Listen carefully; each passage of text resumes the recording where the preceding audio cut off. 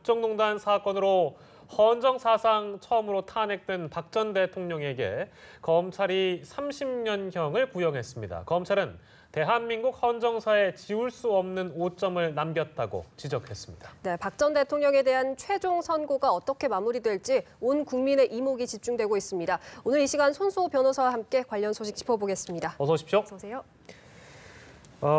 18개 혐의 구속 기소된 지 지금 317일 만에 있었는데요.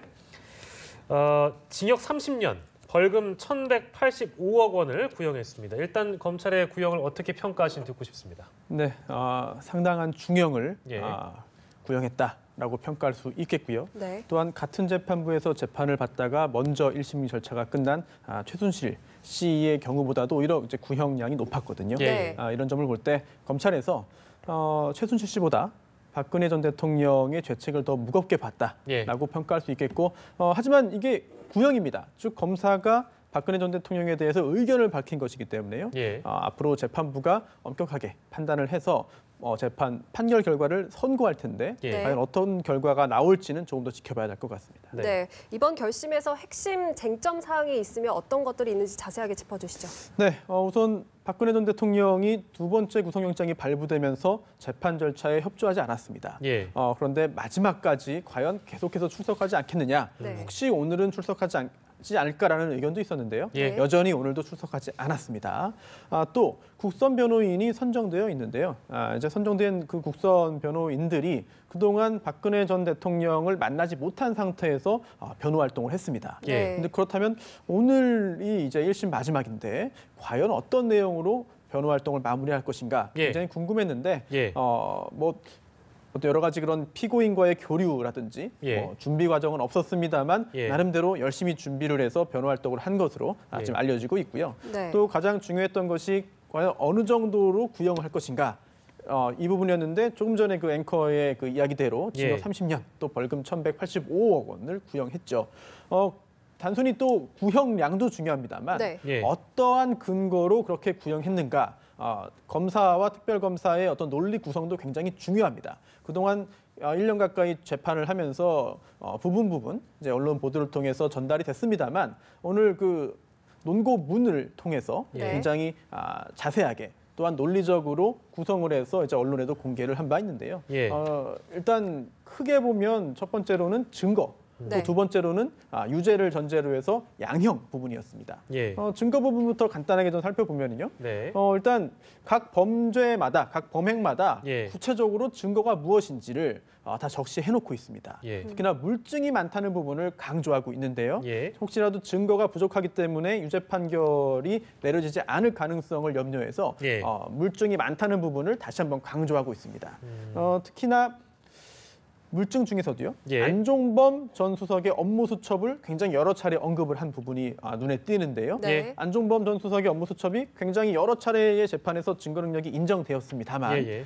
이재용 부회장 항소심에서는 증거 능력이 부정됐습니다. 예. 네. 이런 점도 인식을 하면서 예. 이런 점을 의식해서 여러 차례 강조한 것이 아닌가 생각이 되고요. 예. 또 휴대전화 통화 내역, 또 계좌 거래 내역, 특히나 최순실 씨가 사용한 것으로 검증된 최순실 씨의 태블릿 PC 내에 저장된 청와대 문건 등도 중요한 물증으로 언급한 것을 볼 때 예. 이번 재판에서 중요한 쟁점 중에 하나가 바로 증거 능력이고 네. 또 증거 능력 부분을 돌파할 수 있다고 한다면 유죄 판결을 얻어내는데 큰 무리가 없다는 판단을 특검과 검찰이 한 것으로 보입니다. 예. 이건 뭐 이제 큰 줄기의 질문은 아닙니다만 박근혜 전 대통령의 변호인이 이렇게 얘기를 했네요. 불철주야 노력하는 것을 감안해 선처 바란다고 호소를 하면서 이거 강요가 아니었다. 기업들이 우호적으로 재단 출연을 한 것이다. 이렇게 말을 했는데 아까 손소 변호사께서 말씀해 주셨습니다만 이 변호인께서는 박 전 대통령과 교류가 없는 상황에서 어찌됐든 이제 이런 발언을 하신 거잖아요. 네. 글쎄 뭐 곤란할 것도 같습니다만 이후 재판에는 이게 어떻게 또 대응하느냐도 중요할 텐데 어떻게 대응을 할 거라고 보세요? 글쎄요. 일단 그 이후 재판이라고 하시면은 예, 예. 2심 재판을 예, 예, 예. 말씀하시는 것 같은데 지금까지 재판 절차에 협조하지 않고 예. 응하지 않고 또 국선 변호인들과도 만나지 않았던 걸 볼 때 네. 1심에서 중형이 선고된다 하더라도 예. 갑작스럽게 입장을 바꿔서 국선 변호인 또는 이제 사선 변호인과 만나서 적극적인 재판 준비를 할 것으로 보이지는 않습니다. 예, 예. 어차피 재판이 진행되면 유죄 판결, 특히나 중형이 선고된 것을 예상을 하고 예. 재판을 통한 투쟁이 아닌 다른 그런 투쟁 절차를 택한 것이 아닌가. 예. 즉 여전히 정치인으로서의 정치의 행위를 하는 것이 아닌가라는 생각이 드는데요. 예, 예. 1심에서 국선 변호인이 그런 변호 활동을 하는 것 자체를 비난할 수는 없습니다. 예. 당연히 국선 변호인으로서는 해야 되는 임무를 한 것이고요. 네. 다만 안타까운 점은 국선 변호인으로서 이게 피고인을 만나지 못한다면 굉장히 변호 활동에 제한이 될 수밖에 없습니다. 예. 네. 또한 기록만을 보고 변호 활동을 해야 되는데 사실 굉장히 큰 제한이 있을 수밖에 없거든요. 예, 예. 네. 더군다나 오늘 조금 전에 앵커가 언급했던 그 부분은 여러 가지 기록들을 볼 때 박근혜 전 대통령이 평창 올림픽 준비함에 있어서 박수받을 만하다. 예. 마음속으로는 나도 박수를 쳤다라는 예. 내용들이 들어있는데요. 네. 사실 이렇게 좀 감정에 호소하는 부분은 예. 유죄를 전제로 해서 형량을 좀 낮춰달라는 부분으로 이해가 됩니다. 네. 그런데 그런 부분들이 아니라 실제로 굉장히 많은 증거들이 나왔는데 예. 그러한 증거들에 대해서 구체적인 논박을 어떻게 했을 것인가, 예. 어떻게 했는가 그 부분에 대해서는 전해진 바가 없는데요. 저도 예. 개인적으로 굉장히 궁금합니다. 네. 그리고 박 전 대통령이 오늘 마지막 결심 공판이 열리는 법정에 출석을 하지 않았습니다. 또 보통 이제 마지막으로 열리는 법정에서 본인의 이제 변호를 하죠. 최후 변론도 이제 하는데 여기에도 참여를 하지 않았는데 이 점이 어떤 판결에 영향을 미쳤을까요? 판결에 영향을 미칠 수 있습니다. 네. 일단 오늘 검사와 특별검사가 밝힌 여러 가지 그 이유 중에요. 중형을 구형하면서 예. 양형 관련된 사유들을 쭉 들었는데요. 그 중에 하나가 조금 전 앵커에 지적한 그 예. 부분입니다. 피고인의 무책임한 자세라고 제목을 뽑았는데요. 예. 네. 이제 그 박근혜 전 대통령이 이제 국정농단에 대한 여러 가지 의혹이 제기되었음에도 불구하고 시정일관 부인했다. 네. 여기에 더해서 증인으로 채택됐는데도 다른 재판에 출석을 일체 거부했다. 예. 또 새롭게 구속영장이 발부되자 더 이상 법원을 신뢰하지 못하겠다는 주장을 끝으로 정당한 이유 없이 재판 출석을 거부하고 있다. 예. 여기에 더해서 탄핵 절차에서도 헌법재판소에 나오지 않았다는 점을 들면서요. 네. 예. 정치보복이라는 프레임을 설정해서 국정농단의 진상을 호도하고 실체 진실을 왜곡하고 있다. 예. 또한 검찰과 특별검사는 물론 사법부까지 비난하고 있다. 예. 헌법과 법률을 철저히 경시하면서 모르쇠로 일관하고 있다라고 네. 말을 하면서 굉장히 강하게 비난 또한 비판을 했는데 예. 이런 부분도 중형 구형의 하나의 원인이 될 것이고요. 예. 요인이 될 것이고 또 만약에 1심 재판부에서 박근혜 전 대통령에게 유죄 판결을 선고한다면 엄한 처벌을 할 수 있는 하나의 요인 중에 하나가 될 수 있습니다. 왜냐하면 네. 반성하지 않고 또 관련자들에게 책임을 떠넘기고 있기 때문에 유죄 판결이 선고된다고 한다면 중한 형을 피하기 예. 어려울 것으로 보입니다. 그러니까 반성이나 뉘우치는 모습을 보여주지 않았던 점들이 이제 이런 결과에 영향을 미쳤을 수도 있다라는 분석이신데 저희가 시간을 조금만 되돌려 보면은 구속 연장이 결정된 이후에 많은 일들이 있었습니다. 그러니까 재판부에 대한 믿음이 더는 의미가 없다. 향후 재판은 재판부의 뜻에 맡기겠다고 발언도 했고 오늘 마지막까지 출석을 안 한 걸 포함하여 굉장히 여러 차례 출석을 하지 않았는데 이제 이런 일련의 과정들을 보면서 차후에 이거 정치적인 부분이 될 수도 있어서요. 네. 박 전 대통령은 이런 결과에 어떤 반응을 할지도 조심스럽게 좀 예상을 해볼 필요가 있겠습니다. 어떻게 보세요? 네, 일단 유죄 판결이 선고될지 무죄가 선고될지는 기다려 봐야겠습니다만 예.